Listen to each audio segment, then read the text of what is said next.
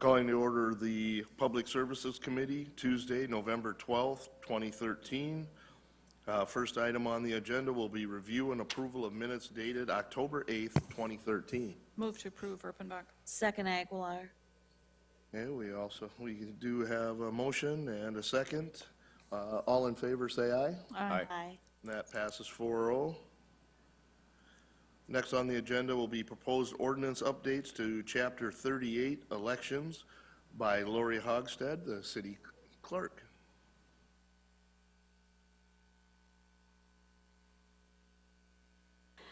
Lori Hogstead, City Clerk, here to talk about proposed amendments to our Chapter 38 on elections.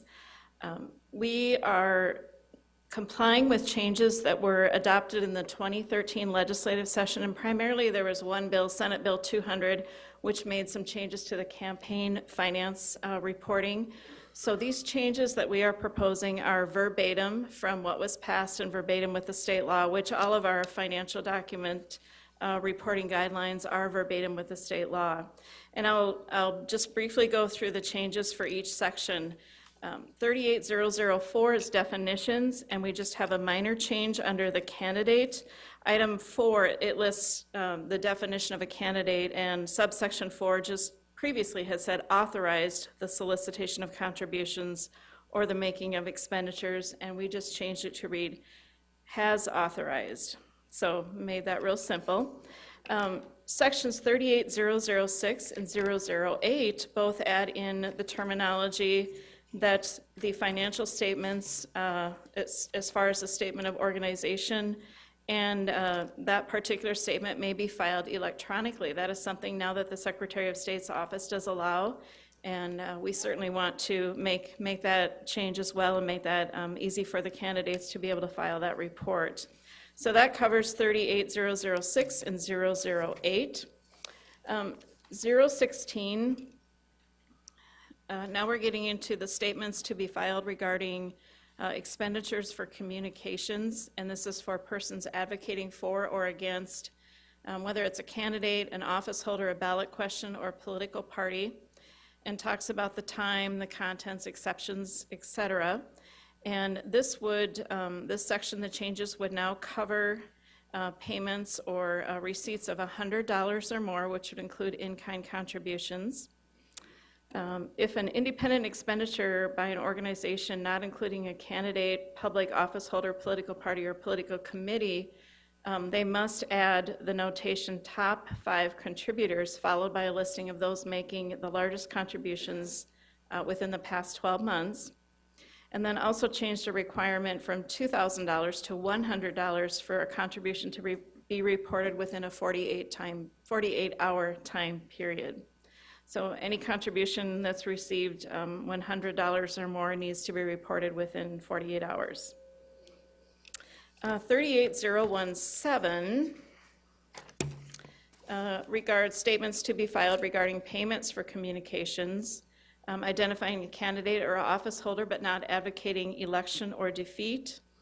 And in this particular section, those required to report had previously just stated political committee or political party. The words organization and person have been added to the list of those required to report.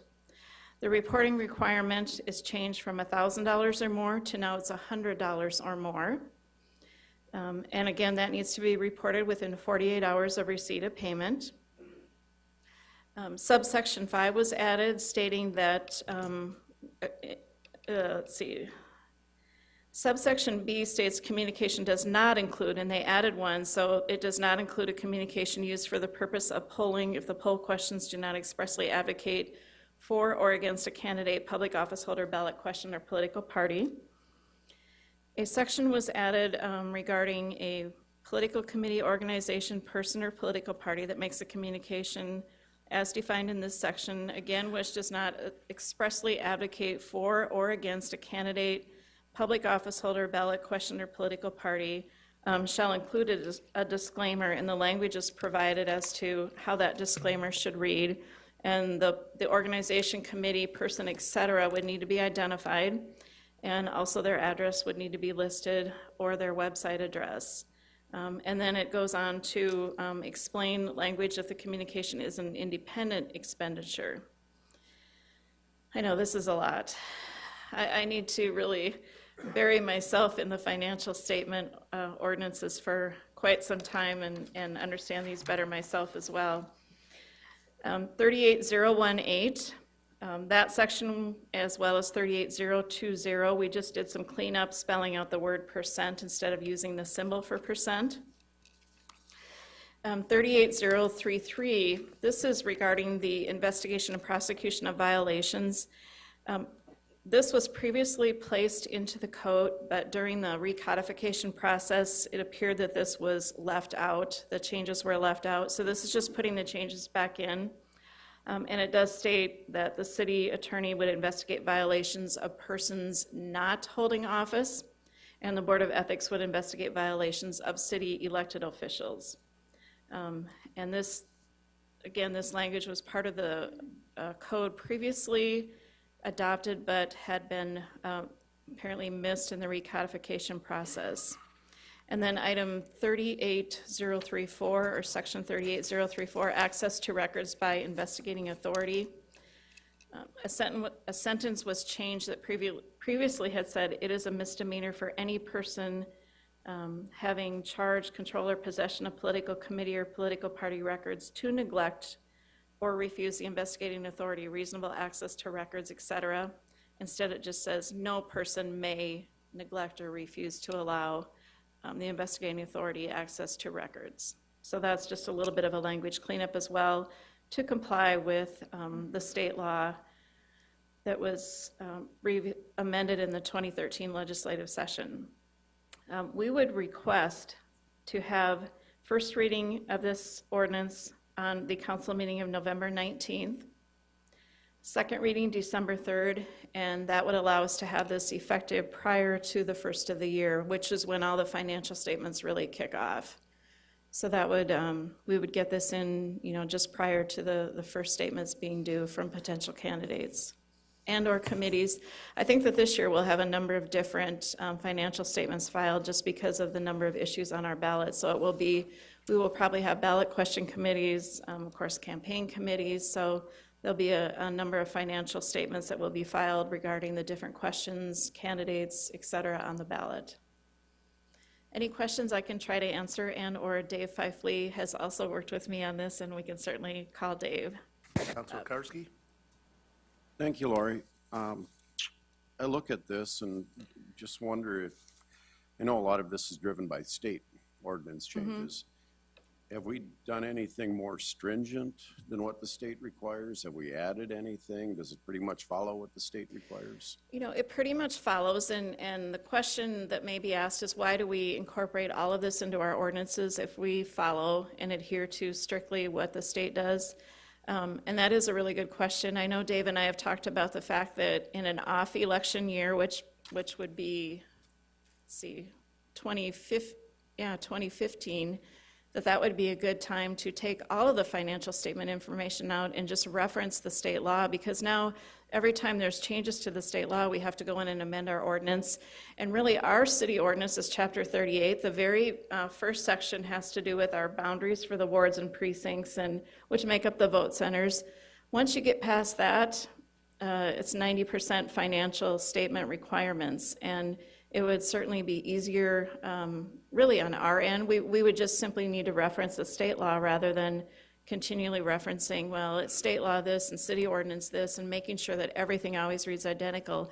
The only changes we make, if the state law refers to, well, the Secretary of State will do this, then we just change ours to say, city clerk or City of Sioux Falls will require this. So we certainly could just use the state laws as they are written and not have to go through this change every time. And Dave, if I didn't answer that completely correctly, I did? All right, good, I did.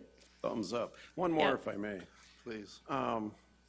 Section 38.016, paragraph, now I guess it's going to be B, the 48-hour deal. So if a person campaign for, or a candidate for a public office is meeting with a you had a fundraiser on a Friday evening and they get over $100, 48 hours is Sunday night. Right, well, in that case, if it falls on like a Sunday night or there happens to be a holiday, then I would say first thing the following working day Okay. would So be, $100, and that's a state? yes, that is the state, yes. Wow, okay. Those were the change, yeah, they dropped it quite a bit from some of the higher amounts, 1,000 or 2,000 down to 100. And because, yeah, from what I remember, we could do it at the end of the month when we reported it. Right. So, yeah, this is really upping the ante quite a bit on the reporting requirements. It is, and I'm sure we'll have a lot of amendments to our reports, you know, as we get closer and closer to the actual election. Wow, okay, thank you. Any other questions from the committee?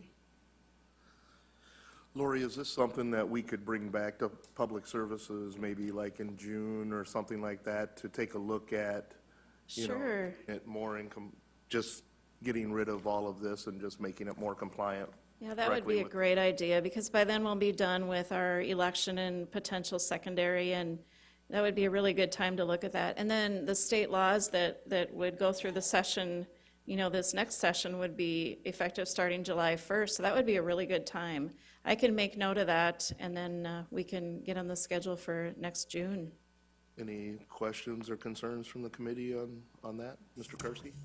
I guess the only thing I can see, or one thought that we had last week when we met and we talked about our legislative priorities, and I look at some of these, and I think we probably should be talking to the municipal league about some of these things, these reporting requirements. They seem a little stringent. I just know from doing the reports and the filings that 48 hours just, that floors me that, you know, for a $100 donation, you got 48 hours to report it. I don't know if we should be talking about that more again in June, but I think it's something we need to look at. Councilor Offenbach? It's a way bigger issue than Sioux Falls, you know, in South Dakota. This is a, you know, we saw it, and this is a state level issue that has been pretty ugly, you know, there's been a lot of contentious conversation about this, and I think we're gonna, if I were municipal league, I would say, not touching it. You know, we got bigger fish to fry than dealing with PACs and that kind of stuff, you know. Yeah, and PACs all that stuff is really, it's challenging. I mean, there's so many requirements to the financial statements, and it used to just be, we're just concerned with candidates and making sure they got their paperwork in on time, and now you're right with PACs. I mean, we've had calls from out of state, as far away as California, asking questions about, you know, how to donate to different PACs and so on, to do with our elections in Sioux Falls. And so, yeah, it's very detailed, the financial statements. You have to be so careful with those and make sure everything's done correctly. And it's something that I'll need to take quite a bit of time just to study to, you know, make sure I'm giving the correct information as I get questions. And the questions are already coming in regarding these different types of PACs or ballot question committees, or if I want to talk about an issue but I really don't want to tie it to a particular question. I mean, just any type of question you can imagine has been coming in. Councilor Karski? And in my mind, this goes beyond PACs. If you're running for city council and your neighbor wants to help you out and they bring a check over for $100, now you got 48 hours to report it. Just the amount for the person that's maybe the neophyte getting into politics for the first time, and the amount of paperwork and everything that we put on them with this, it seems like it would discourage people. I would argue against. I don't believe that's true. That I'd ask Mr. Fifley to help us out with that. It's regarding other things. It's not this candidate specifically. Dave Fifley with the City Attorney's Office. What the 48 hours is referring to is if you're giving a promise or a payment over $100 referring to a communication. So it's not just any campaign contribution, Counselor. It would be only for a communication that's a specific advocacy for or against a particular candidate or ballot issue or the like. So the 48-hour requirement is referring to something involving a communication. And I am not privy to the South Dakota Legislature's reasoning on why they shored that up to 48 hours specifically, but as Lori indicated, this will be a learning process for us as So this as the does not election apply unfolds. for a candidate for public office? I'm sorry, what? It does not apply to a candidate for a public office? No, it's talking about a communication. So if you're taking monies over $100 from each specific entity going toward a communication, then you have to report those. But if it's a straight campaign contribution, then it's a different matter. Okay, thank you. Councilor from Butt? And I would note the 48-hour time and the $100 time, well, no, maybe the $100 was right, but the 48-hour time limit on communications, that's if somebody's buying an ad for you, that's what has to be reported. It really is about someone buying an ad for you as a candidate or for a particular ballot issue. That 48-hour time limit is not changed. That it appears in the ordinance as being not changed. Okay, thank I'd you. also add that I think the electronic filing also aids that 48 hours. So Lori's email address will become very popular here as time goes. Any other questions? Lori, I got one more for you. Are you still going to do the candidates forum as far as education on, for new candidates as we move into this next election process?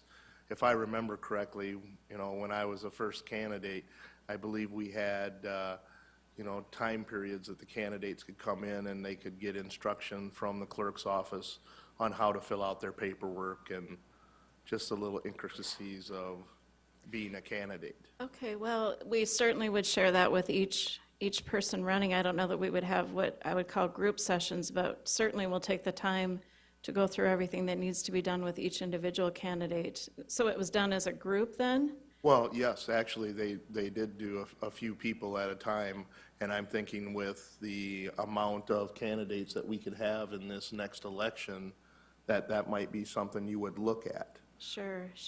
I haven't thought about that, but that's a good suggestion. I'll think about that a little bit. Councilor Fremont? I'd just ask Councilor Aguilar, do you remember doing something like that? Did I miss a meeting? I don't recall a group session as a new candidate. I don't believe that we had it.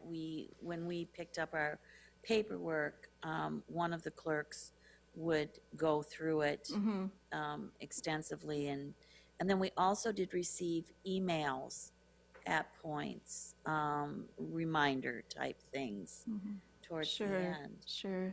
I could see doing it more of an individual, even though there will be a lot of people coming in. I just think that that's how I foresee it, that people will come in, whether they've called ahead or just come in as time allows for them, and we would just go through whether it's myself or one of the assistant city clerks, we would take the time to go through the paperwork with the candidate, the petitions, and we'll have a candidate booklet, and the financial statements I'm going to have separate from the booklet. They were all kind of intermingled together, and yes, they're related, but I think those can be separated out and make it a little bit easier for the candidate. So I'm trying to put the materials together also in a way that it's, it separates it out, petitions, candidate booklet with, questions as far as how many hours, salary, that type of thing.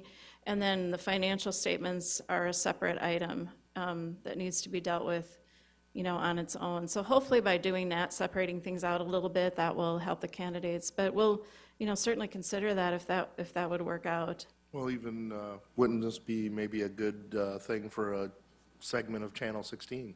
Definitely, yeah, that would be a great segment, you bet. Okay. Once we get, You're in charge of that.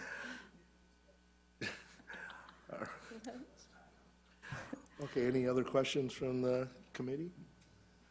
All right, thank you, And Lori. action, do you need action? Well, Well, I also yes. wanted to ask if there was any public comment on Oh, this sure. also. Wasn't sure. Do we have any public comment on this issue? Okay. Then I guess, Lori, what we're looking for here is to send this to the council on the 19th? yes, that would be great if we could have first reading the 19th, second reading December 5, and then everything will be adopted and in place prior to the first of the year. Good. And my apologies on the miscommunication on that it's for the communication. There's been a lot. I still have petitions on my mind and haven't had time to really absorb financial statements that well yet. So anyway, thanks to Dave for clarifying. Okay, so we're looking for a motion to move this to the city council on November 19th for a first reading, a second reading on December 3rd. So moved. Second. Okay, we do have a motion and a second. All in favor, say aye. Aye. Aye. All right, that also passes 4-0. Next, we have water management philosophy will be given to us by Trent Lubers, our in utilities operation and minister, and Greg Anderson, the water superintendent. Good evening, City Council. Trent Lubers with the Office of Public Works. I also have with me Greg Anderson, Superintendent from Water Purification, and Tim Stefanich, the Environmental Engineer for the Water Division. They're here to answer all your tough questions. So I'll try to give you an overview of how we look at water management in the City of Sioux Falls. This actually was brought forward as a request from Councilor Staggers during the budget working sessions. So we wanted to address those concerns and just talk about how we manage all the factors that we have going forward as we look at our water supply and acquiring new water supply and so on. Let's see if I can work the technology today. So our water management guiding principle is first and foremost is to meet our customers' needs. We're always planning for the future. We want to provide the highest quality of water possible, but we also want to be fiscally responsible to provide affordable rates for our customers and make sure that we're watching the checkbook also as we go forward. So there are a few determining factors that we look at, and all of these determining factors have a financial component to them as far as the decisions that you make. They may have influence on the capital plan, they may have influence on the rates that we charge our customers, or they may have some impact on both. But what we really look at is the demand for water today and tomorrow, the availability of our water supply, the size of our treatment and distribution system, and the climate is always a factor in how we go forward and make decisions for our water. So let's talk a little bit about demand for water today and tomorrow. What we use as a measure to measure the usage of water, we call it gallons per capita per day. How many gallons does each individual person use in the City of Sioux Falls? You take the population for the City of Sioux Falls, the usage, and it's simple math. And so that's what we use as our gauge to look at our water demand. So what's our water demand for 2013? So this graph looks at a 12-month period of time, October of 2012 through September of 2013. And so if you look at this and you look at November through April when people are just using normal household essential functions, cooking, bathing, that type of thing, our water gallons per capita per day, the usage per person, is less than 100 gallons per person. It's around 95 gallons per capita per day. If you look at June, July, August, when people start to irrigate their yards, wash their cars, use more water, it's summertime, it's warm, that actually goes up to over 200 gallons per capita per day.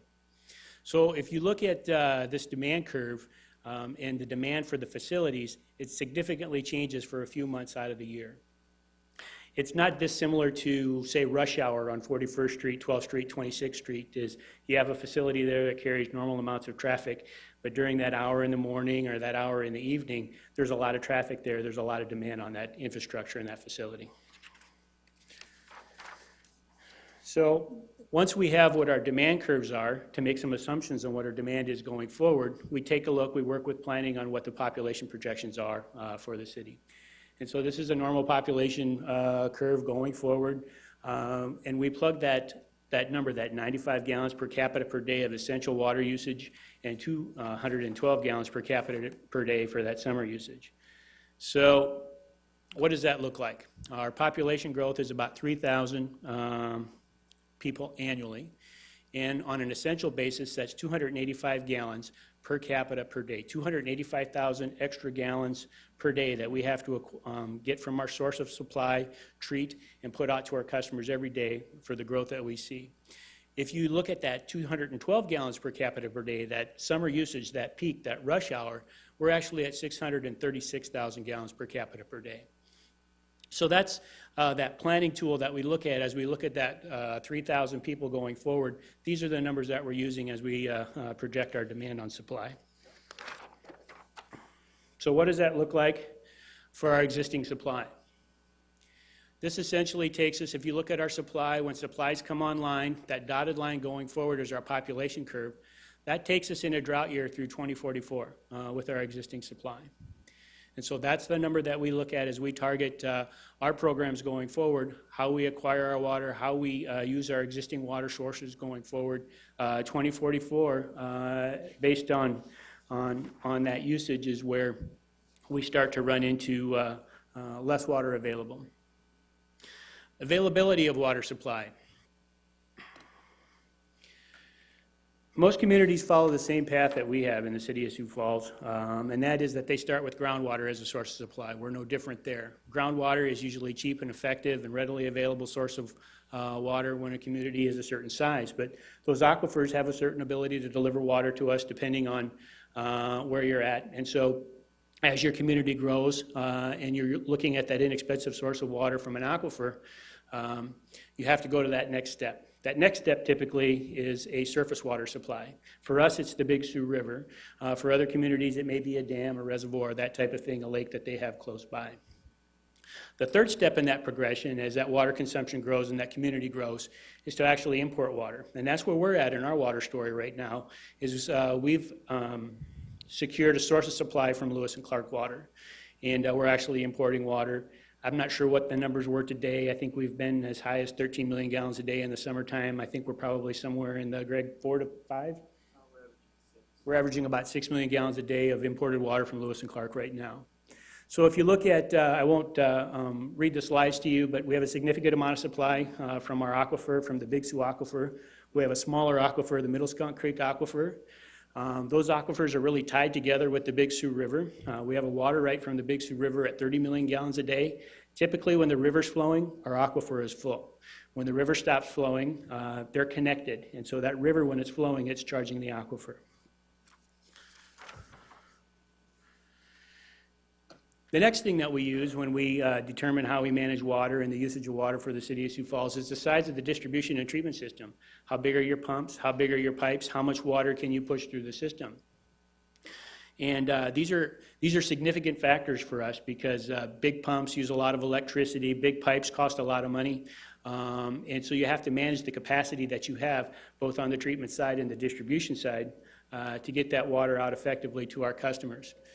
We have the ability to treat 75 million gallons per day at the existing treatment facility. Our peak was in 2002. That was a dry year, and we actually hit 52 million gallons per day. We also have the ability, when Lewis and Clark reaches its final build-out and we have that Lewis and Clark capacity online, we have the ability to get 28 million gallons a day from Lewis and Clark. The last thing that we take a look at as we manage all these balls and we juggle the different demands and the different things that we have going on in the system is climate. Climate's a big driver for us. There's a couple of photos there, but it seems like our climate events have become more intense where we're getting longer periods of dry weather. In 2010, we had record rain. In 2012, we had record drought. 2012, I think, was in the top 10 lowest precipitation years for the city of Sioux Falls. 2010 was a record. And so you're managing those climate swings back and forth.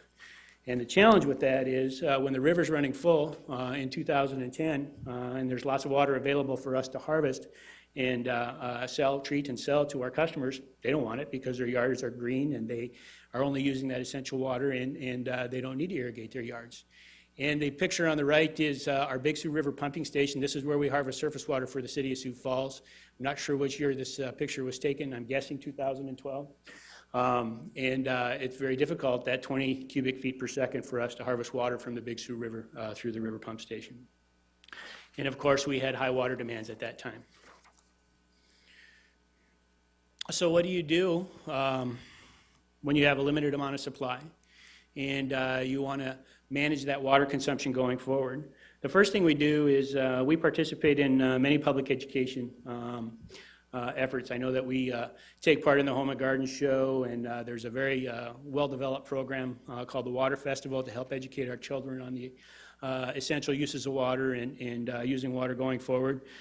We have conservation programs in place. We have retrofit rebate programs for sprinkler systems, for toilets, for washing machines, and I know that we've spent well in excess of $1 million to save water, and the next slide will show you the benefits of that work. We also look at rain barrels. That's a rain barrel. I'm not sure who painted that one, but we've had rain barrel giveaway programs to actually help people harvest water, rainwater from their homes so that they can water plants, those types of things. There's a lot of conservation programs that we're not necessarily participating in the city of Sioux Falls yet, but other communities are. They're typically more arid areas of the country, Albuquerque, Colorado, that type of thing. There's reimbursements for specific drought-tolerant plantings. There's programs in place to have more topsoil available or constructed into properties so that they hold water for a longer period of time, and the grasses are more drought-tolerant. There are programs, I know that in the early 2000s in New Mexico, if a contractor wanted to build a new home and add 2 or 3 plumbing fixtures, he had to find 2 or 3 plumbing fixtures in the community to replace that were water wasting so that they had 0 growth in their water consumption on a gallons per capita per day. So there's a lot of aggressive things that you can do. One of the things that we're doing in the 2014 budget is we actually have a program manager for water conservation that's coming back into the water division to actually manage those programs and take us to the next level and move those things forward. The other thing that we've done to manage the infrastructure, to manage the treatment capacity and the plumbing is we've actually gone through a watering schedule, a stage 1, 2, and 3 watering schedule. That's that odd-even system. That's the once a week or the ban on lawn watering. The odd-even is really there for us to manage that water infrastructure so that as those demands creep up and as that population creeps up, we don't see those wide swings of 52, 75 million gallons a day because it's very difficult for us to push that kind of water and meet those types of demands and do it effectively. And so what you look at when you see those types of demands is increasing your capital by putting in larger pumps, putting in larger pipe, that type of thing. And so those increased capital costs have a direct effect on the fund's ability to either cash flow debt service, and you'll have to develop that cash through rates. And there's also a direct operational cost when you start pushing water really hard like that, and the direct operational cost is electricity. There's significant electrical costs. It's, I believe, the single largest expense out at the water treatment facility is the electricity, and so if you can manage those peaks from a day-to-day basis, you can actually flatten out that electrical demand and lower the cost to actually operate the facility, and when you lower those costs, that's a direct benefit for our customers. All we're really asking is for our customers to use water efficiently and effectively on an every other day basis, as opposed to, I want to water on Monday, and I want to water as much as I want for the entire day. We're not really restricting how much water a customer can use. It's really more just a way for us to manage the flow and manage the facility. And this is graph goes back to 2003, and this is only essential usage. So this is that wintertime usage, that base rate usage that we had. In 2003, we were just about at 120 gallons per capita per day. And previously, I shared with you that our wintertime usage last year was at 95 gallons per capita per day.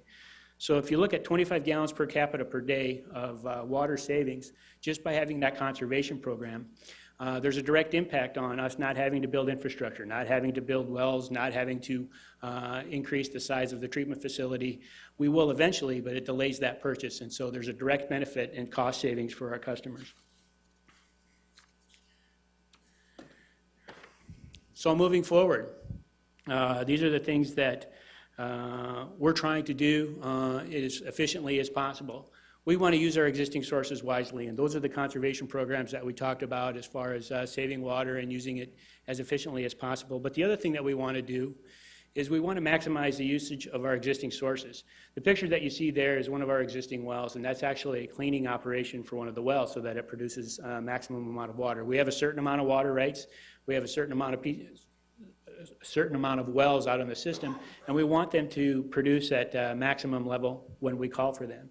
And so taking care of the usage of our, taking care of the maintenance on our existing sources, on our existing equipment is very important. We maximize the usage of that. Import more water. If more water becomes available from Lewis and Clark going forward, we certainly will be one of those communities that will be saying, yes, we'd like to investigate that and what are the costs associated with that going forward. And we'll also start planning for our next supply of water. We have a surface water right for the Missouri River. That was something that was applied for and granted by the state back in the early to mid-'70s. I believe that's for another 16 to 19 million gallons a day, somewhere in that range. And there are other sources and opportunities available, and we'll continue to look at that going forward. I think the one thing that I want us to take away today is that we have a lot of sources in place, and we've done a lot of planning, and that source of water that we have in place is certainly our most affordable water supply. Water systems are very capitally intense. They're very expensive for us to develop new sources of water, for us to put in larger treatment systems. Those all have a direct impact on the cost that we pay for water. And so if we can take care of our existing source and supply and take care of our existing infrastructure, that's the most affordable supply that we have out there. And I know that you have a lot of tough questions, and Tim and Greg are both chomping at the bit to answer them for you if I can't. So I'll open it up for questions. Councilor Uffenbach. Thank you, Trent. It's unfortunate that Councilor Staggers isn't here because he did request this presentation, and so I'd like to try to ask something that he might ask. He didn't portray this for me, but this is what I've always kind of gotten from him, is that Councilor Staggers looks at the numbers of gallons of water that we have access to right now, and we're not taking near what we could take from Lewis and Clark at this point. Even with 6 million right now, we could be taking more from Lewis and Clark right now. Councilor Staggers would really like us to take every drop we can get and sell it as cheap as possible and encourage people to water and use as much water as they want to. Can you, and I realize you've answered that question, but I'd like you to explain to us just in 1 or 2 sentences why do we have to conserve water? Why is it so stinking expensive to get water out of the ground? I mean, it's just running in the river. Come on. It's got to be cheap, right? When it's available and the aquifer is full, groundwater is relatively inexpensive for us to treat. That's true. But one of the things that we're responsible to manage is that population growth and that demand on water going forward, and really what that demand on water has in store for us when it's not readily available. When the groundwater and the water table is going down because the river's not running anymore, and we're starting to have an impact on the aquifer because we're drawing it down as opposed to it holding steady. And so we need to make sure that we're planning that consumption pattern and the way that we manage water for that worst case scenario also. One more. Sure. A chart, Trent, that I had not seen before is that it's sort of yellow. It's earlier in your presentation. It's called water demand projections. Would you show that to us again? Sure. I had not seen that 2044 line before. And in my world, that 2044 line, I mean, I'm probably not going to be alive then, but I'm concerned about 2044. Well, come on, do the math. Really? Yeah. But talk to us about how do you plan that? How do we make sure that our kids and our grandkids or whoever's moved here in 2044 isn't at that red line going, oh, out of water? Sure, and in all honesty, it's something that we think about regularly also. If you think about when we signed on to Lewis and Clark and when we got our first drop of water from Lewis and Clark, there was almost a 20-year period of time from date of concept to date of delivery. And so this is something that we think about regularly. We're looking for other opportunities. Right now, the Big Sioux Aquifer is fully allocated, so we can't go into the Big Sioux Aquifer and secure more water rights. But if water rights became available, if someone was going to dispose of some land in their water right or something like that, we would certainly be interested in that. What's the cost for us to go out and look at another surface water source? What other groundwater sources are available? And that's a study that we'll be commissioning. What year, Greg? The groundwater study that we're going to do? 2014, we'll be conducting a groundwater study to, and I apologize for not knowing the dates, to take a look at what our options are and what our opportunities are going forward. And technology is continuing to evolve, and so more difficult sources of water are becoming more economical to treat, and those things continue to show some promise, but they're expensive. And so I think the real opportunity for us is we're not going to conserve our way to 2044 or beyond. That's just part of the solution. But again, that surface water right that there was foresight to develop. We've talked about some long-term opportunities in the past. I know that Councilor Rolfing has asked questions about the Slip-Up Creek Aquifer, or I'm sorry, the Slip-Up Creek Reservoir. And from an engineering standpoint, that source of water does not have, it's not a very drought tolerant or drought-proof supply of water for us, and it really does not warrant the level of investment for the return. In a drought year, part of that plan was to actually pump water over into the Slip-Up Creek Aquifer out of the Big Sioux River. That's also a drought-impacted source of water. So you need to look at non-drought impacted sources of water like surface water from the Missouri River, those types of things. But it is something that we continue to look at, and we'll continue to develop answers for that question. I guess for me, if that water demand projections chart is in front of us a little more often, I think that's really helpful. That one, I mean, I've always been concerned about water and water rights and water conservation, but that one really just kind of made it really hardcore for me. I'd like to see that more often. Okay. So that we're reminded that, hey, we do have kind of a deadline that we have to deal with. So, thank you. I appreciate the report. Councilman Karski. Keep that chart up there if you don't mind. Sure. Our biggest user of water, what kind of consumption do they have? Do you know on a daily basis? Is it huge? I mean, we're doing 20 million gallons of water a day. What's our one biggest user? Our biggest user, our biggest industrial customer is John Morrell, and I believe it's 3 million, Greg? It's somewhere in that area, depending on the season. Yeah, it's around 3 million gallons a day. It's a big chunk of our, Right. what we make. So kind of going back to that, now if we were fortunate, we landed in industry, another industrial user of water that required a large amount of water, we could be moving that red line pretty significantly to the left. Absolutely. It's certainly something that, I believe that we have a good planning window looking forward, but it certainly adds some urgency to us finding a new source of water or developing the sources that we have. Okay. And then the chart, the gallons per consumer per day, it was one of your final pages. You got that one? And the conservation chart, yeah. Yeah.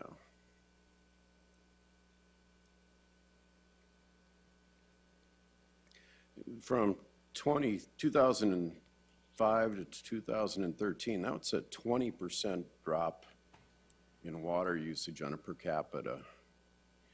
Are you pretty confident it's just because we did water conservation with toilets and dishwashers and washing machines and that type of thing? Could that be explained by anything else? Well, I think in that period of time, we've added a lot of residents to the city of Sioux Falls. In 1992, Congress passed legislation for plumbing fixtures, toilets, showers, sinks, to use less water. And so as we've grown as a community, and as we've added houses and infrastructure as a community, those water-efficient fixtures have gone in. So that balance of water-wasting fixtures to water-conserving fixtures has continued to tip up to the water-conserving fixtures. So part of it is certainly the conservation program, and part of it is just the addition of fixtures as we've added consumers to the city of Sioux Falls are already conservation fixtures. But there are several examples that I can pull up when I was involved with the program in 2003 and 2004, where apartment complexes would go through and they change out all their fixtures, and their water consumption would go down significantly. They'd go from a 3.5 to 4.5 gallon toilet, and from a 4 gallon per minute shower head to a 2 gallon per minute shower head, and it would have a significant impact on their usage as a building. So much so that it would actually pay for the investment that they made, irregardless of the rebate that the city provided. The cost benefit for them was there, and the payback was there within a couple of years. So, Okay. So that chart, the number of public users versus the industrial users, you don't think it's skewing the numbers at all? it certainly could. I'll use the example that you asked me about our single largest industrial customer, and they've actually gone through a significant program to reduce the amount of water that they use in their facility also. It's a cost of doing business for them also, so it's in their best interest for them to reduce the amount of water that they use, particularly with the fact that our water rates since 2003 have gone up. And so they want to reduce their expense and their overhead. And so they've gone through and reduced the amount of water that they've used. So they've contributed to that gallons per capita also. Thank you. Any other questions from the committee? Thank you, Trent. Thank you. Next on the agenda will be the taxi cab ordinance review. Jim David will give us an update.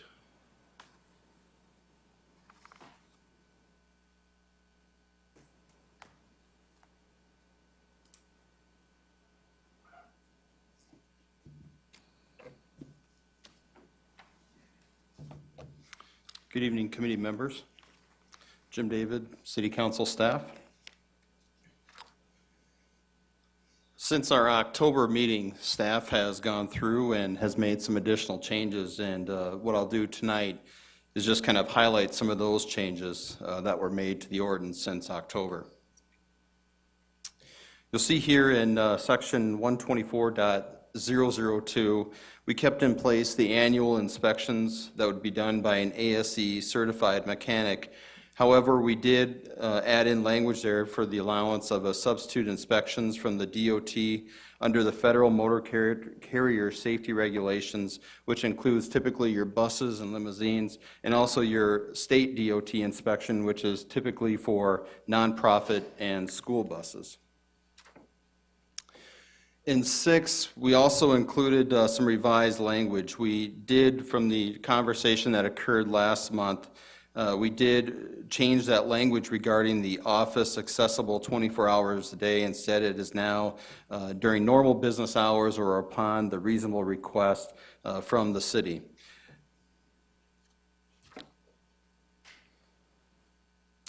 We did keep intact the 24/7 requirement for taxi cabs, also that the telephone number would be answered 24/7, and the prohibition on a driver from operating a taxi cab for more than 12 hours.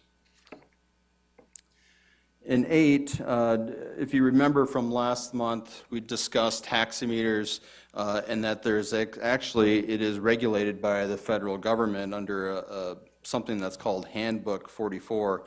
So what we did here is include the state codified law 37-21-6, which actually recognizes the National Institute of Standards and Technology, also known as NIST, and it recognizes Handbook 44, or actually the 2005 Handbook 44, which is also replicated in administrative rule adopting Handbook 44.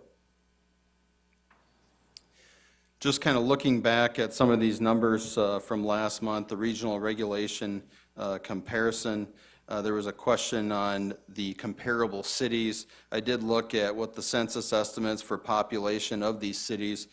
City of Sioux Falls is 159,900, Cedar Rapids is 128,000, Des Moines is 206,000, Fargo 109, Lincoln 258, Omaha 421, Rochester 109, and the city of St. Paul is 290,000. All of these cities, with the exception of the city of Sioux Falls, require the inspections of taximeters. Just kind of a little bit back on the NIST. It is a division of the U.S. Department of Commerce, and their mission is securing uniformity of weights and measure laws and methods of inspection. And NIST Handbook 44 is actually available to the public, and it should be included in each of your packets. And it really gets down in the weeds of what a taximeter needs to be. If we look again at the use of the taximeter, this is actually a change that's recommended by staff. Most of the taximeters do not actually have flags attached to them anymore. So what we did is just include language directly from Handbook 44 and discussing the requirements for taximeter. And many of you have probably seen this before, but it talks about when a taximeter is cleared, the indication should say not registering or vacant, or whenever a taximeter is set to register, it will say hired or registered, and things of that nature. There was questions on insurance. Councilor Karski had discussed the opportunity to add in additional language that the city would be additional insured. This would protect the city from liability claims. And what this would actually charge any taxi company who would add this, it'd be about $50 to add the city as additional insured. There was also the question on minimum limits of coverage. We did also include, and I think an email went out to each of you, and this just basically says that the cancellation or other termination of any required insurance policy shall automatically revoke and terminate all licenses issued for the business, independent contractors, or the vehicles covered by such insurance policies unless another policy complying with this section shall be provided and in effect at the time of such cancellation or termination. Just basically ensures that the taxi cabs that are out on the streets of the city are insured and properly insured. We did an insurance comparison of those regional cities. The city of Sioux Falls is actually second in its liability requirements, next to the city of Des Moines, which is at $750,000 for both the general and liability. You'll see here that the Cedar Rapids is $500,000 for liability. Lincoln and Omaha, which the state of Nebraska actually regulates taxi cabs, both of them $500,000 for liability. Rochester is $100,000 or $300,000 for two or more individuals that are harmed in an accident, and the same is replicated in St. Paul. Within, I think it is, in Cedar Rapids, they actually have a $1 million liability insurance for limousines. Again, this is just information that you've seen in the last couple meetings. It just kind of gives a comparison here to the taxi fares that are allowed, the maximum taxi fare that can be charged in either of these cities. You'll see here that the city of Sioux Falls, if you include the fuel surcharge, is at $35.50. Next in line is the city of St. Paul at $29.70. Rochester, Minnesota, $24, and Des Moines, $25.30. I went back and looked in some of our archived ordinances going back to 1980, and I should correct myself from the last time. I had thought that the fuel surcharge actually began in 2002. Come to find out, the fuel surcharge actually predates 1980. It just had an increase in 2002. But this right here is just what it would cost for a 10-mile trip in the city of Sioux Falls. The fare, no surcharge being added in. Again, this is the maximum amount. And you'll see here for the first mile, and let me back up here. In 2009, a pretty significant increase in the allowed fare was approved. This was actually about if you look at a 10-mile trip, $22 was changed to $34.10. That's a 55% increase. For the first mile, it went from $4 to $5.75, and the additional miles went from $2 to $3.15. I looked back at the council meeting video, and this was actually brought forward by a couple taxi cab companies in Sioux Falls, and the reasoning for the increase was the increase in the minimum wage that had occurred. It went from $5.85 in 2007 to $7.25, and I did verify that information was correct. Regional taxi fees, again, this is old information, just looking by what cities charge. City of Sioux Falls by far, well, I shouldn't say that. Rochester is $18. When you look at a first-year total cost for one vehicle, Sioux Falls is $85, and the most expensive is Lincoln at $660, and Omaha at $654. Also looking at the total number of taxi cabs for these cities, Cedar Rapids has 6, Des Moines has 5, Fargo is 4, Lincoln and Omaha, very regulated. Two owners actually own, or two owners operate in both Lincoln and Omaha for a total of 6 cab companies. St. Paul has 19 and Sioux Falls has 22. I should also say there might be multiple owners in either of those jurisdictions. I just ran across that information from both Omaha and Lincoln. I'd be happy to entertain any of your questions that you have. Questions from the committee? Okay, thank you, Jim. At this time, I'd like to take some public comment on this. I am going to limit this to 5 minutes per person due to the fact that our time constraints now that we're in. But I'd like to start public comment at this time.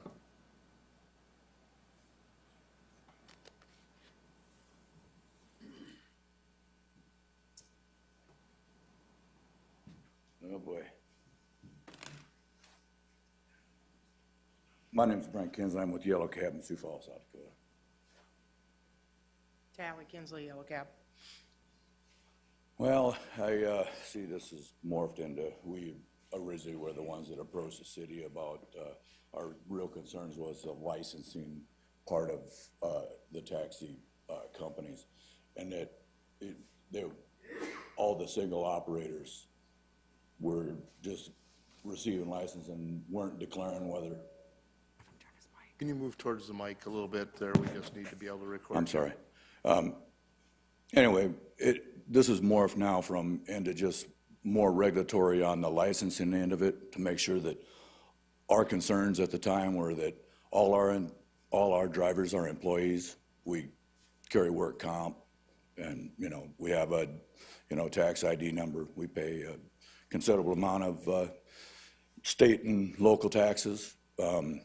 It's a burden, and we just wanted to make sure that all these single operators are doing the same thing, and we weren't sure that they were, and we was hoping that the city would step in and just make the license and just verify that these companies, if they have more than one vehicle for hire sticker issued to one company, that they declare whether the people using those vehicle for hires are independent contractors or employees. And if they are employees, we said that we thought that they should also carry a workman's comp endorsement.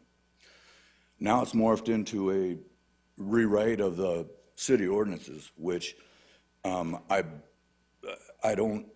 not gonna say who's wrong or who's right, but I've been in the business for 25 years as owner. And the first thing that is really concerning on the proposed ordinance changes is the fuel surcharge. And let me just give you a little bit of background, and because none of you were on the city council when this was all changed. And I believe it was actually 2004 when the fuel surcharge was first introduced, and it was introduced by the city council. And what precipitated that was that when I approached the city and said, is there any way we can streamline the rate increase time period? Because what we had is gasoline is hugely volatile, and people think right now it's stable. Well, it isn't. It's, in the last, well, I'll get back to that, how often we've had to change it over the last 6 months. I think it's 6 or 7 times. What that fuel surcharge was, every time fuel would spike, we'd have to come to the city and ask, for a rate increase. Well, you got the first reading, that's 2 weeks. You got the second reading, that's 2 weeks. And then if it does pass, that's another 21 days. So you're 6 weeks down the line before, you've lost that much ground. The city came up with this, and I think it works perfect. Now you're wanting to write it out of the ordinance, but you're gonna keep the same drop charge, initial drop charge at $2.60. This fuel surcharge was geared with that $2.60 drop charge in the quotient. And here's what the thing is we buy, all our guys are employees, and we buy all the gas. They contribute none. So when you have a fuel surcharge on the front end of a drop, the drop charge, the initial flag drop, as they call it, so, okay, right now it is $1.40. I just sent over a new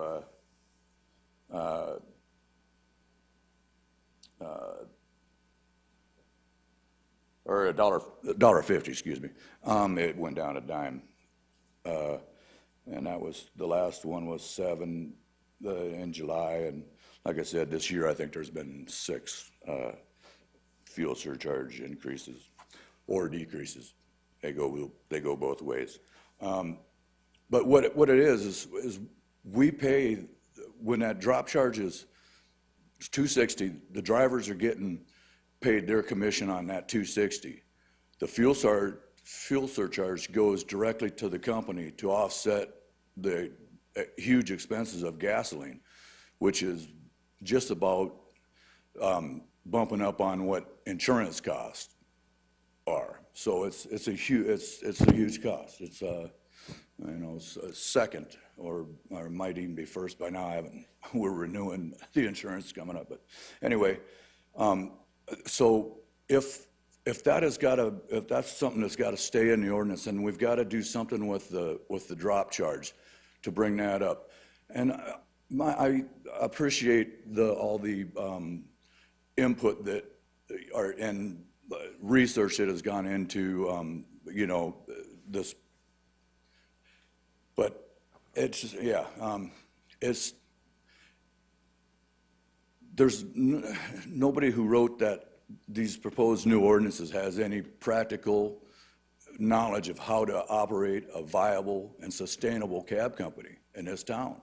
It's just, and to write that out of there is going to be a huge hamstring for, it's unsustainable for me. We'll have to do something. Okay. I'm going to have to stop you now. I've already let you go over a minute. On that, once again, these are all just proposed, so this is something that we can continue discussion on. Again, I just want to say one more thing. We got to talk about it for more than 5 minutes at a time. That's the thing. There is so much more that I think I could bring you. I'm being honest with you that, I'm not trying to say that you don't know anything. I know a lot about the cab business. I've been doing it for a while. There's never been any problems with the meters. Anyway, thank you for your time, and I'd really like to talk about it for more than 5 minutes at a time. Definitely. Unfortunately, today, we're just really stuffed for time, so I want to make sure that we have thank you very others. much for letting us talk. Yeah. And if there isn't any other public testimony, we'll let you come back up and speak on another issue. Okay. Thank you. Any other?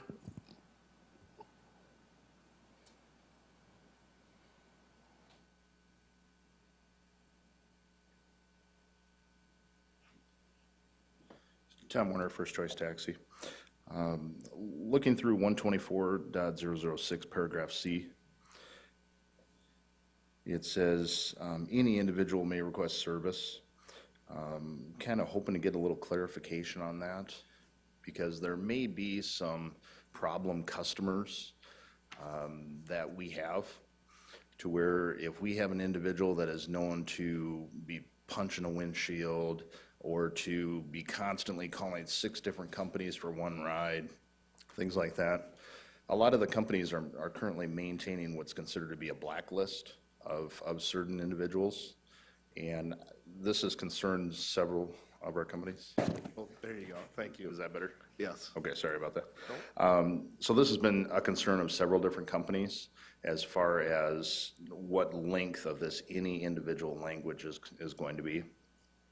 The other question that I have is business phone number listed. Section 124.006.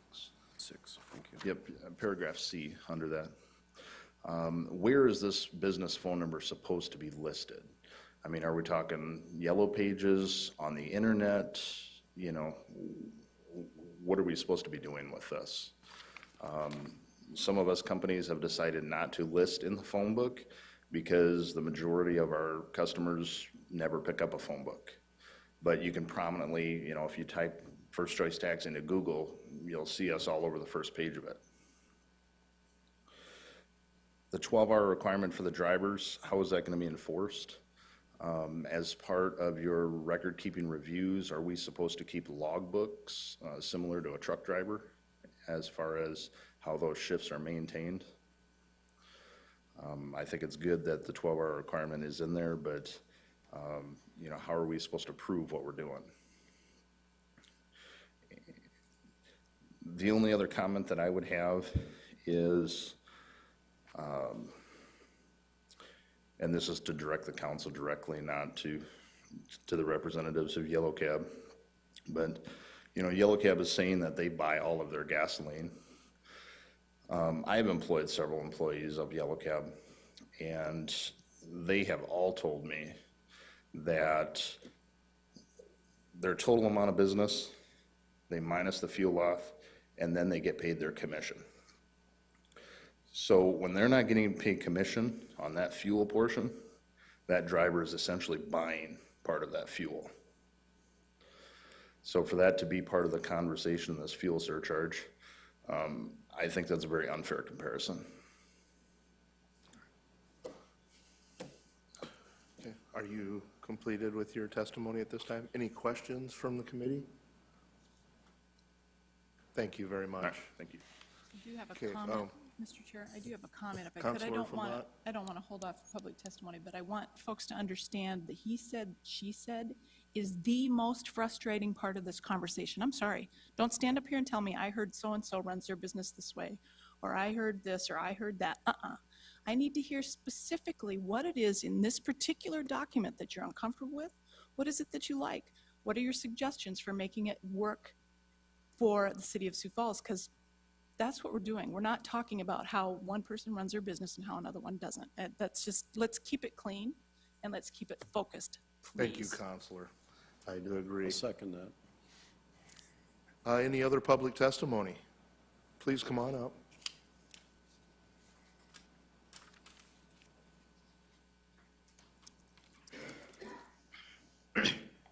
Excuse me. Les Pietruszkiewicz, AAA Taxi.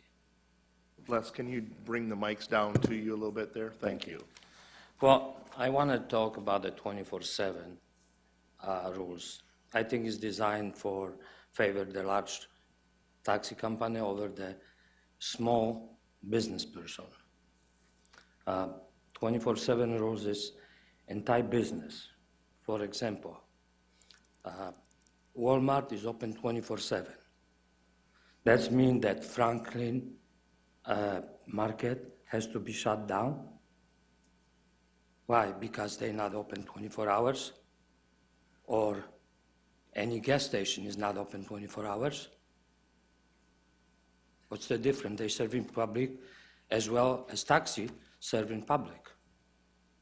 They can allow to be closed and taxi is not allowed to be closed. We're not closing. We serve 24/7, different way.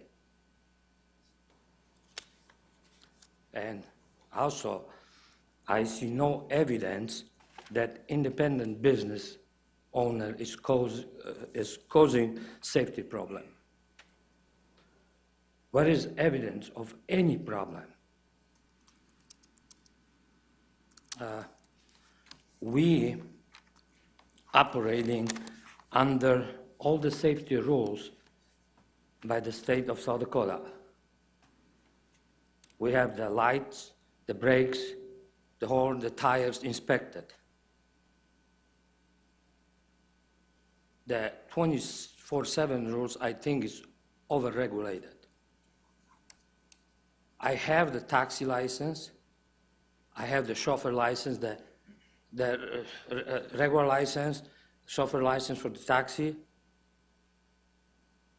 State is already regulated that.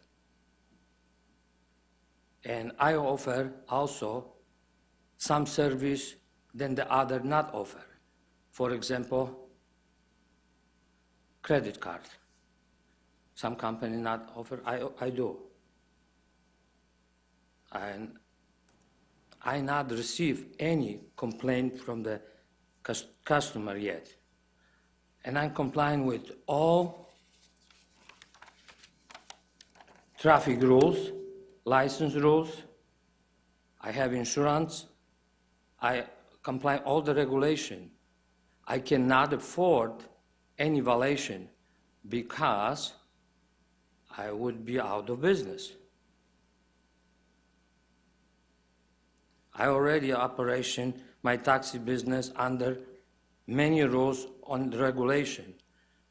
the service is available 24/7, either through me or another independent taxi owner, or we cooperate together. For example, if I'm going to sleep, I either transfer my phone number to other small business who is on duty today when I'm resting, and he has a license. He operating as me under all the rules and regulation. And we didn't receive any problem from customers yet. Did the city receive any problem of the small business? So far, we're not informed. If city received, why they not inform the small operating businesses that we have a problem with you? So I think we're complying with all the rules and regulation. Why we have to change it something? What's the problem is, I don't know.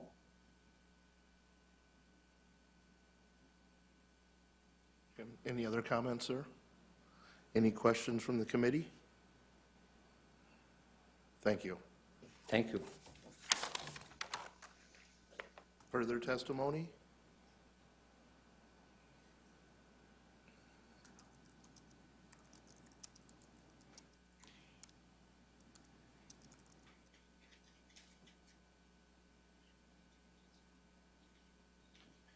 Hi, Joseph Goodface, Falls Metro Taxi. I would like to bring up 124-063.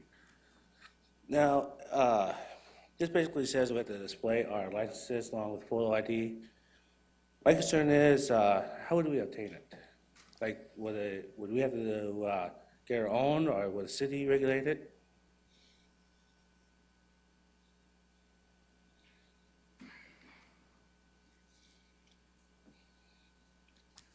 Actually, it's not a bad idea. Is that a rhetorical question? Or, I mean, all we're doing is adding the words "can be conspicuously displayed." How do you display your license at this time, sir? Well, right now, I don't really have like a big old display in my window or anything that says, no, this is who I am, picture ID or signature or anything like that. But just kind of curious on how this actually works. Like, would all cabs have to display photo ID and picture and their actual license? I guess I can, in the discussions that, if I could reply to that, in the discussions that we've discussed, is that there would be something issued by the city that you could display on the dash of your vehicle. Yeah, that could be readable by passengers. Yeah, that's And it would display your picture and your information. And that's what we're looking at on something like that, sir. yeah, that's actually a great idea, personally, because a lot of people are kind of curious, who you are, who you really work for, because I've actually had customers call me and say, hey, we just jumped in a cab. They said they work for you, but yet they don't have any signs on their car, or they're with a different company. Also, what else I'd like to bring up is something kind of caught my eye earlier last week, is that in order to operate a full business here in the state of South Dakota, you have to be registered with the Secretary of State in Pure. And actually, I found a lot of companies that are not registered. And this is actually a violation. I mean, if you guys want a copy, I made you one. And I think that's the direction we're trying to head into here. We're trying to update an ordinance that is 20-plus years old, and there's new technology involved also. And then, of course, the number of cabs that we have that are licensed, and maybe the few or who knows how many that aren't licensed. And we're trying to get our arms wrapped around that, and this is a step towards that, and that's what we're hoping to do here. Yeah, because there's actually, in the city, they're licensed. But as far as the state of Pierre goes, in the capital, these companies don't exist. There's no record or anything. So if there came an audit, And I say, hey, do you own this name? Like, no. I mean, basically anybody. I mean, you can go out and pick a name, but it's already running right now. So it basically means you own the name and rights to that company. No one else does. So basically, that company's got to go bye-bye. So there's actually one actually there's quite a few of them actually that are running for the number of years. And one of them actually been running for like the last 11 years without being registered. So for the past 11 years, the state has no record. But the state does. They do. And to be honest with you, they actually just registered like last week after 11 years. Okay. That might be something that we would be able to clean up on our application for a city license. That, you know, one of the questions there would be that, do you have a state license and what that number is? Oh, yeah, there's like a whole list of them that are not. So. It's all good part of the conversation. Oh, yeah, and it's in violation for that, after I read what the ordinance was, this state capital, it's huge.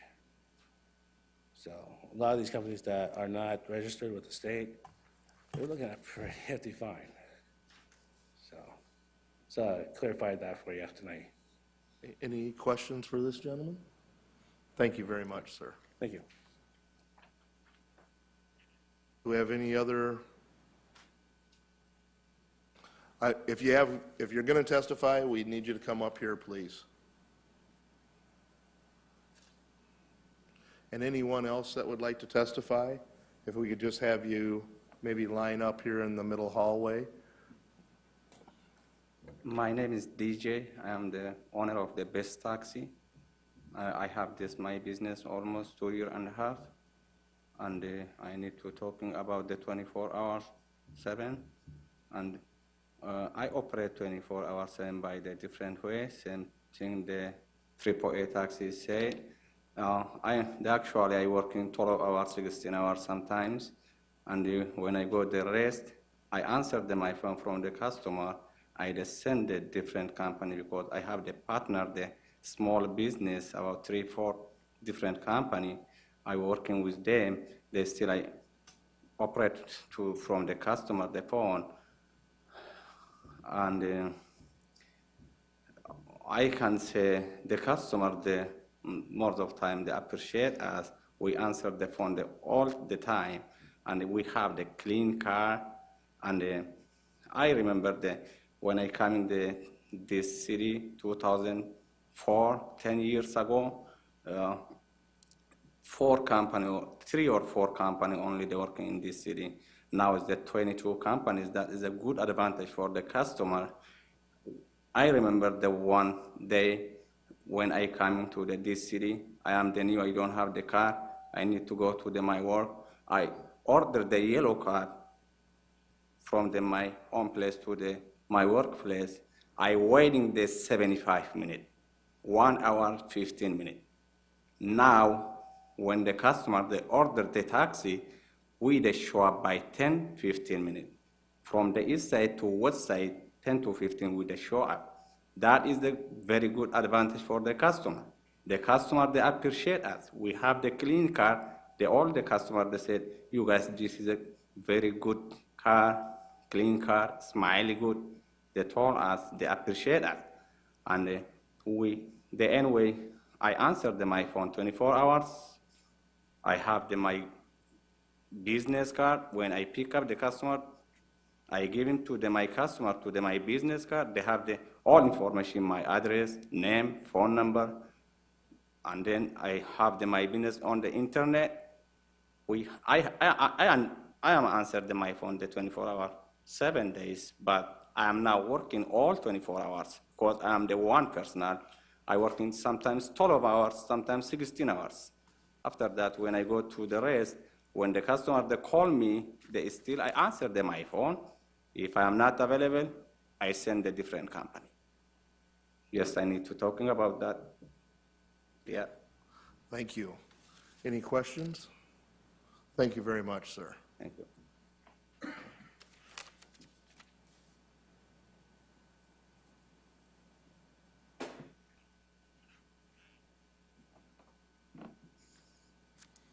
Hi, guys. My name is Steve Beisman.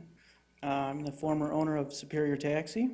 We actually shut down August 1st of this year because of a lot of the ordinance issues that we didn't agree with.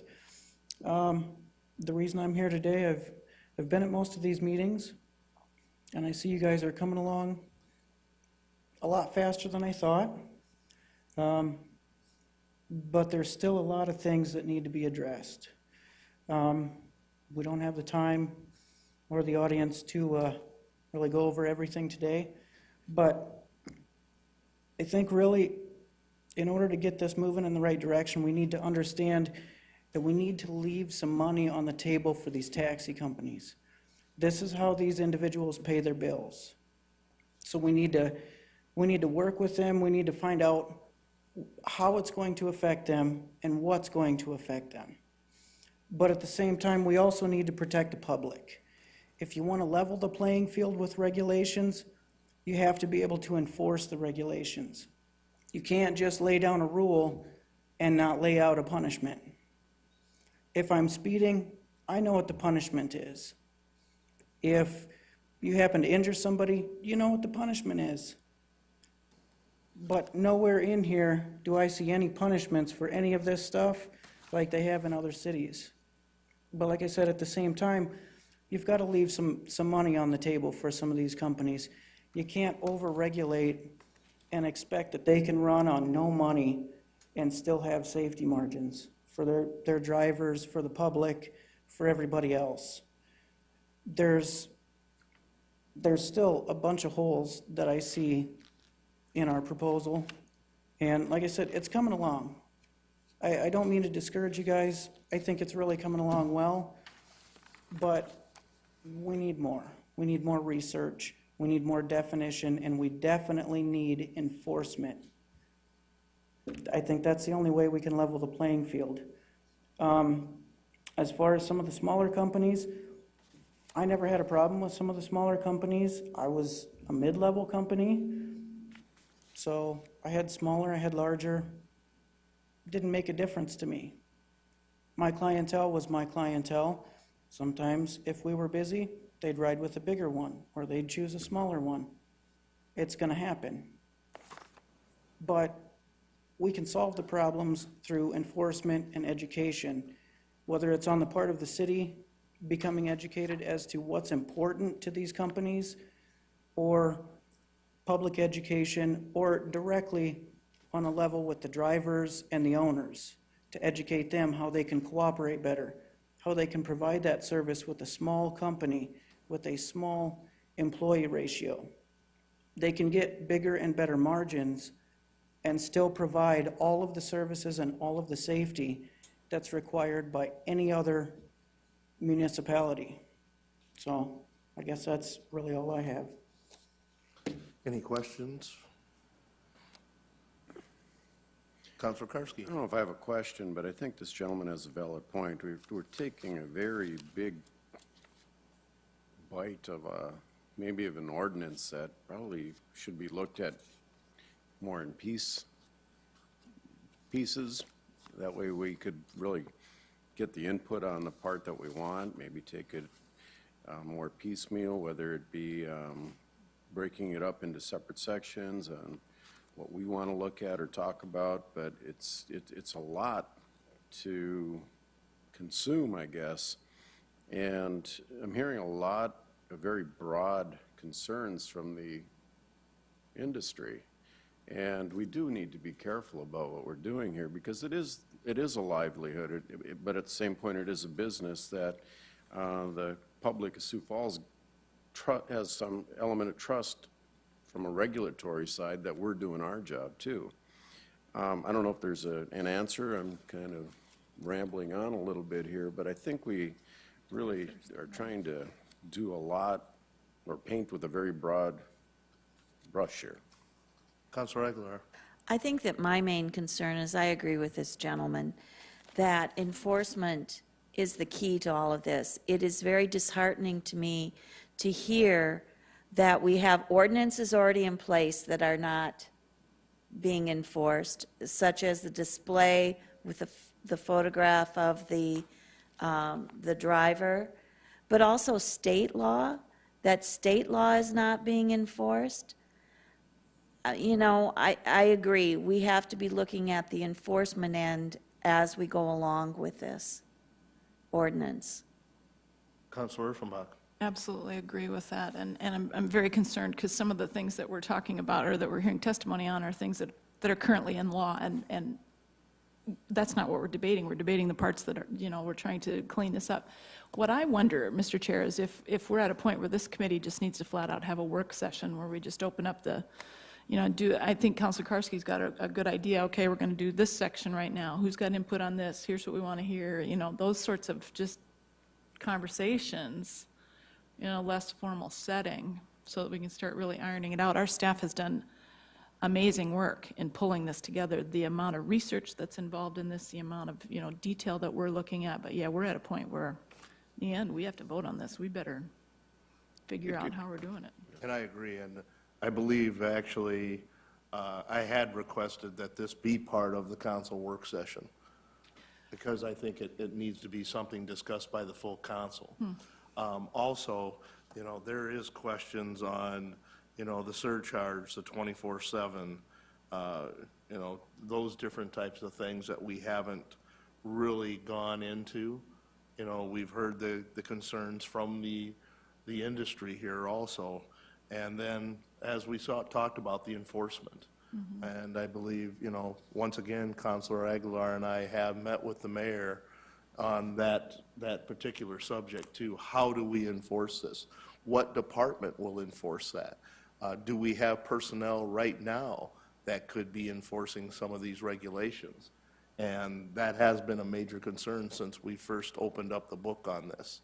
So I do agree that a work session would be something I would like to see, whether it be a full council or just this committee. I guess that's something that needs to be answered here. Councilor Aguilar. I'm wondering if we should start out with a work session just with this committee, in that it is so large. We have been talking about this, looking at the research. I think that if we could fine tune it further for the council prior to doing a council work session, I think that it may be helpful to our fellow council members. I agree. I'm also open to the industry. My email is available. If you, all of ours are very much available. Our clerk, Mr. Davids, is also very available. If you have suggestions on any of these changes or anything that isn't in here, please email us. You know, our schedules are quite busy. A lot of times we're not going to have that time to, you know, meet with you for a few hours or something. But if you want to start an email conversation, you know, we're very open to that also. Thank you. I was going to mention the same thing, and yeah, there's so much coming in on so many different areas, and I'm trying to, like I said, absorb it all, and I'm getting lost trying to, yeah. I agree, and this is something that, once again, as we have started to look into this and started to make recommendations, once again, this is not the final version of this. You know, we are looking for help from the industry. You know, that's why we've continued to have these committee meetings and to have you folks here so that you can express those concerns. And then working with the administration to try to come up with something that will fit for the city of Sioux Falls and for this industry. So I very much commend you for being here and being open. And also, let's concentrate on what we're doing here, not our differences between companies. And I think we'll get to something very good. Thank you. So could I ask then, Mr. Chair, could we set a work session for this group? I think this group is the place to start. I think Councilor Aguilar is right, and make our next committee meeting a work session, and all we talk about is this?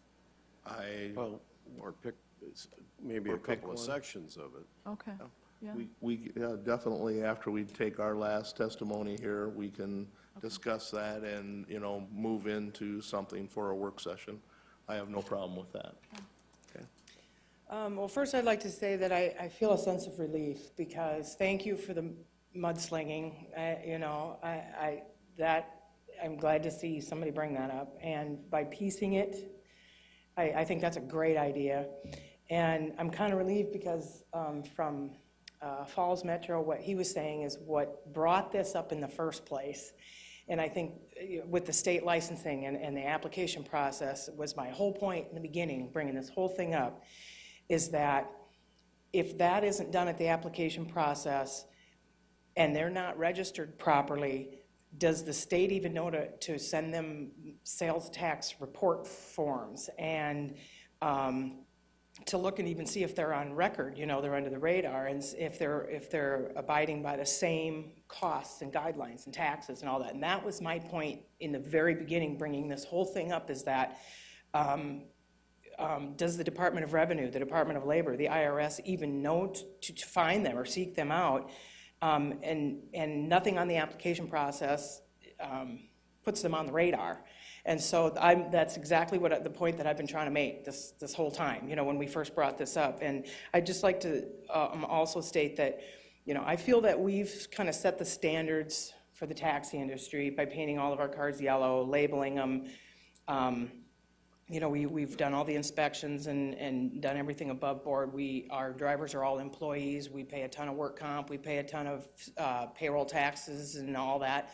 And I just wanted to make sure everybody's on that same playing field. And what he was saying about being licensed with the state and everything, that's my whole, I'm happy to hear that conversation coming out because that's my whole point to all this in the beginning. And I feel like we've kind of diverted off to a lot of other things, which I agree the ordinance is outdated. But my point being that, you know, we spend quite a bit of money on, you know, we paint all our cars yellow and label them and everything.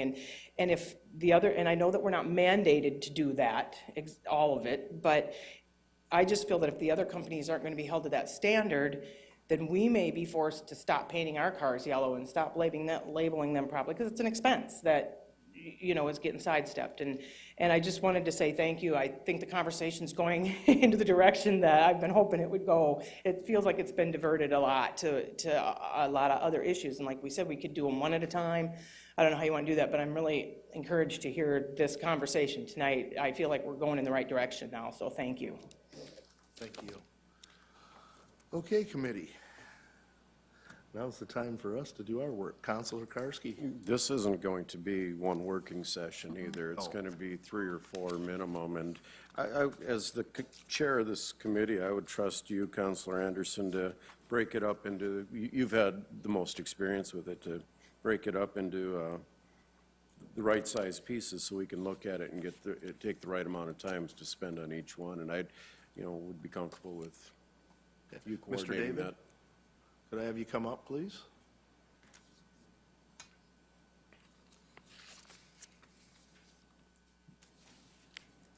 I have my calendar here. What I'd like to do is direct you to, you know, email the committee members. Okay. And come up with a date to start these, and then we can, you know, pick out a few more dates to continue this discussion. Would that be about the way we would like to do this? Do we want it to be the actual committee meeting date, or do we want it before the December committee date? And is there a certain day that works? I would be open better to something even before the next committee meeting if we could, you know, find a date and time to get together. I think it would be, you know, a good thing for us to move forward with this. I guess I don't know what's on our future public service committee meetings, so if we can do it during this time, that would be fine. Or if we want to do it outside of this time, that would be fine too. It kind of depends on what our agenda is. Okay. I guess that's how I feel as well. I like to, I mean, as Councilor Anderson said, we're all jam-packed all week long, and so if I can cram as much into Tuesday night as possible, you know, and even if we end up doing, you know, it's a food type thing even while we're in that meeting, if we can, you know, run it right after or right after informational meeting, go straight in there and go to work a couple of times or whatever. I mean, I don't know. But then I would ask leadership to carefully look at the informational agenda for the second Tuesday of the month so that we really do have a block of time in order to have our work session.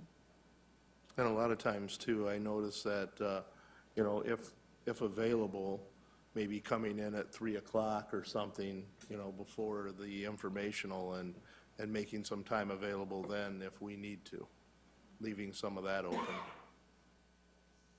Okay. Okay, sounds good. All right. With that, I will take a motion to adjourn. Second. All in favor, say aye. Aye. This meeting is adjourned.